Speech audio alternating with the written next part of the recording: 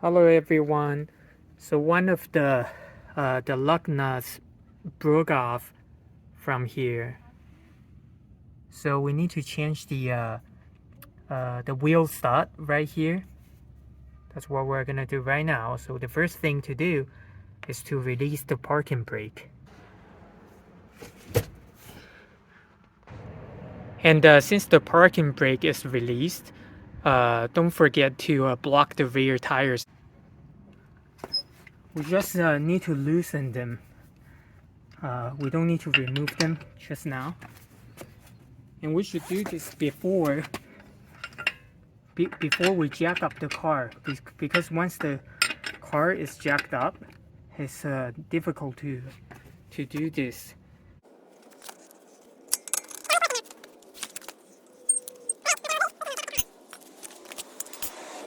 Today we'll use this scissor jack that came with the car. So this two indentation indicates this is the jack point.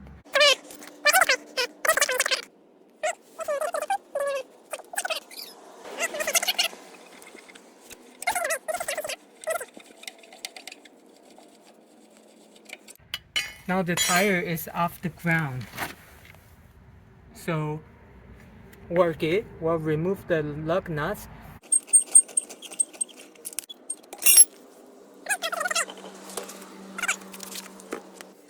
As you can see, this is entirely broken. So the next thing to do is to remove the entire caliper, including the bracket. So it's not this screw, this one in the back, and also there's one on the bottom right here where I'm pointing to. This one. Alright, and this one is where people will have a clearance problem, because you see this bolt is right here. So you need a smaller, like a shorter socket plus like an extension.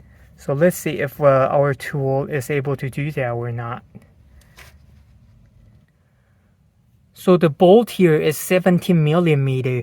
So this one supposedly can work, but because of this bolt right here, you see I don't have the clearance. So even with this one, with an elbow that or a joint that turns, we don't have enough clearance to get in. I bought this. You see, this fits into here just fine. The only problem is I won't be able to torque this one, the bolt on top properly, which I think it should be fine. I'll torque the one on the bottom.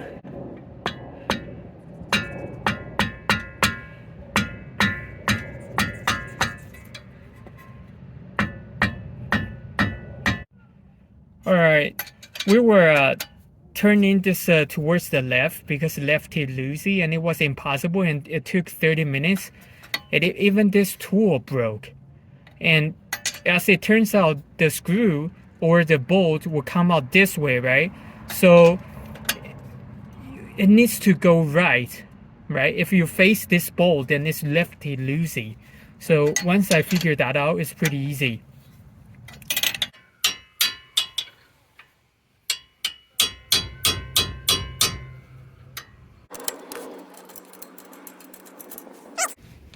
It looks like this. That's the caliper bolt on the bottom. We're gonna do the one on top. And at this point, hold the caliper. A ratchet would be way easier, but unfortunately it doesn't fit here. Now the caliper should be free to go. The whole assembly.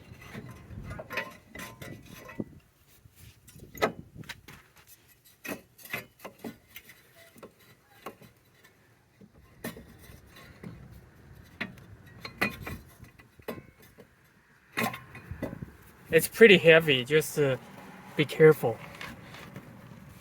We'll sit it on here. Push it in. It's really heavy, so it should be able to sit on there just fine. And now the rotor. before because I was banging on the screw so bad, it popped out already. I bought this already to take the rotor off. Now it's not necessary, but I'll keep the screws. So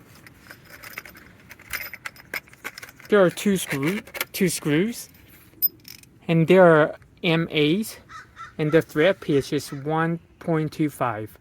All right, it doesn't need this to be this long at all. The idea is you can screw these two in all the way to the bottom, and then you can just keep screw them in by like a third of a turn, and you do one screw and the next one. All right, as you can see, now this doesn't turn at all, right? It doesn't move at all. So what I did is to get this one over to here. As you can see, here is you'll get the most clearance you'll ever get, because this fender is right here. Over there you don't have enough clearance to get a new wheel stud in, but this doesn't turn. So to turn this, I started the car and then shift the gear to neutral, and then I was able to turn this. But it's gonna beep, so you will need to go back and then shift it to the parking gear, and then turn off the car. All right, and now we need to band this out.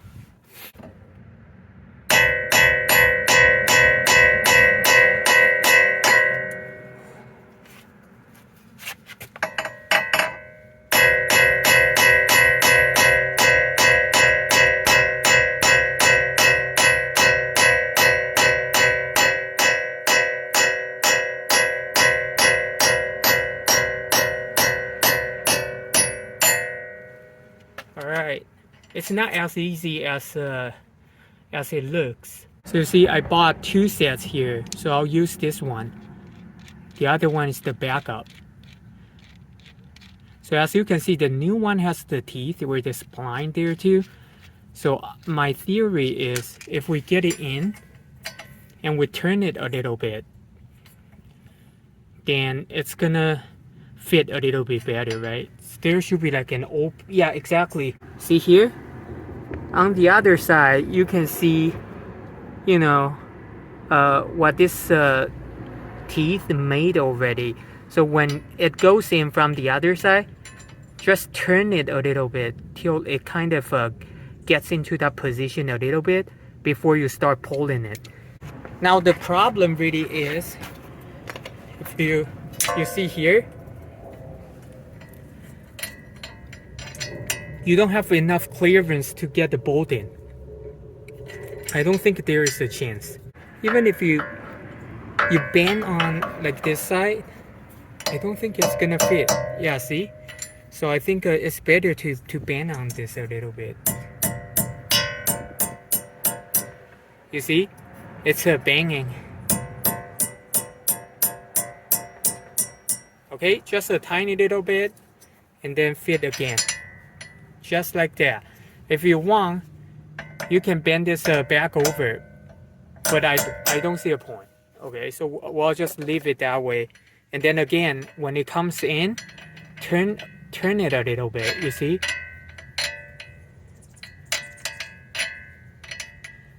Okay, it's locking in this way.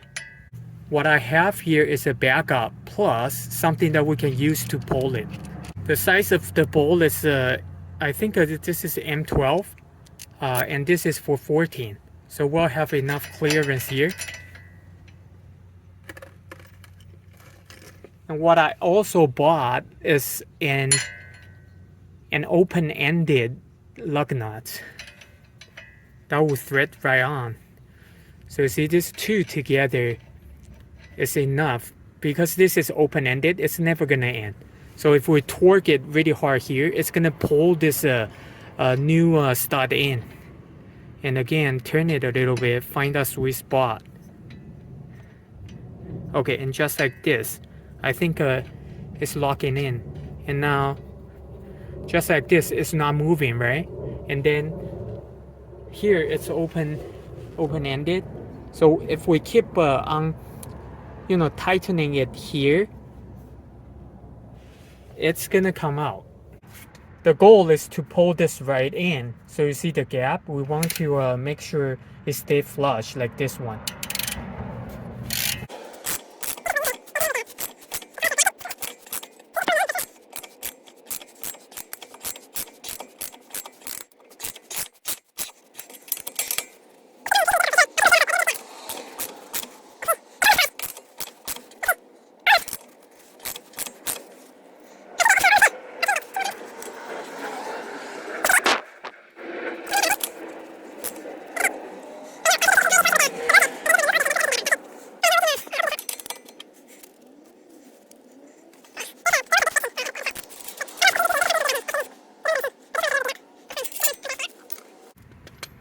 And now it's easy, right?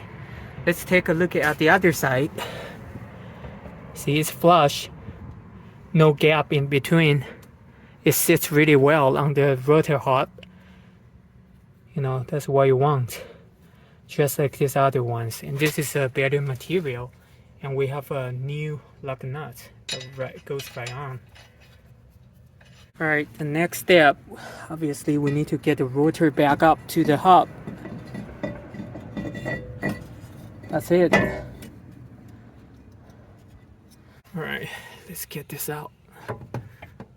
It's been sitting up there fine.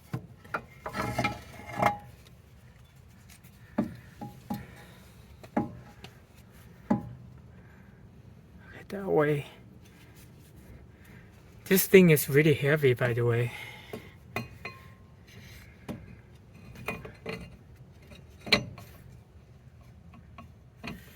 We just need to sit it back in.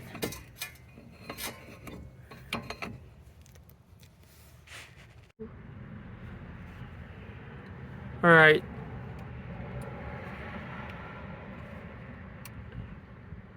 All right, so things fell apart pretty bad.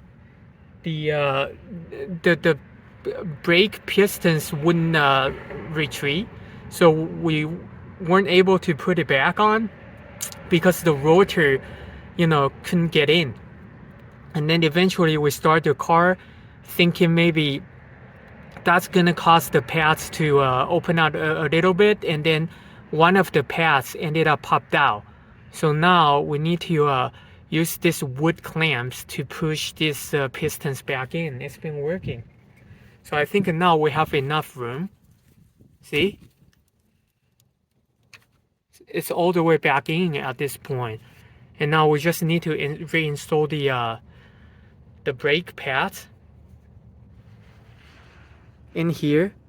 So we'll tighten this up, the caliper assembly back up, and then we'll install the brake pads, and then we put the caliper back on, and that should be it. Okay, after some playing around, now I put the brake pads back on. Both pads are on. You see here, it looks like this. And then this one is gonna be hanging out here. I don't know why it's designed that way. And there's this. And then on the other end, it's the same thing. And now I'm ready to torque this the caliper support or the bracket, and then we can put the caliper back on, and that should be it. And for this, I think they need to be torqued up to 59 foot-pounds, and this is like 20 or something like that. So we'll do that right now. Now the bolts are torqued properly. I just have one question. It's easy to press them in, so the caliper comes up. It's pretty easy to see how the caliper will clamp this in to brake, but I don't get how this is ever gonna be released, because okay, the caliper will squeeze, and then we will brake just like this, but then like now, how do they open back up so the car, the wheel can keep turning? I don't know how it works. All right, now I have tightened this by hand already, and I'll apply torque, and it should be 19.9 foot-pounds for this too. Okay, so as it turns out, the whole assembly, the whole caliper here can move back and forth. So I guess it can kick the pad all the way to on my side and then release it quickly to create a room, and the rotor will kick the pads, away from it anyways. So that's probably the mechanism, that releases the brake pads. Now we're pretty much all done. The only thing that's left for us to do is to put the wheel back on, and that will be it. Folks, the only thing I want to say is it's definitely way harder than what the internet told me. Alright, now we're back in business. You see the new lug nuts? There are 2 of them. 3 of them are old. Somehow, somewhere I lost 1 lug nut. It is just strange. Alright, this is harder than expected, but I learned a lot. I found the missing lug nut. It is right here. Somehow, somewhere it got into there. That's it. Now that's a backup for us. Thank you.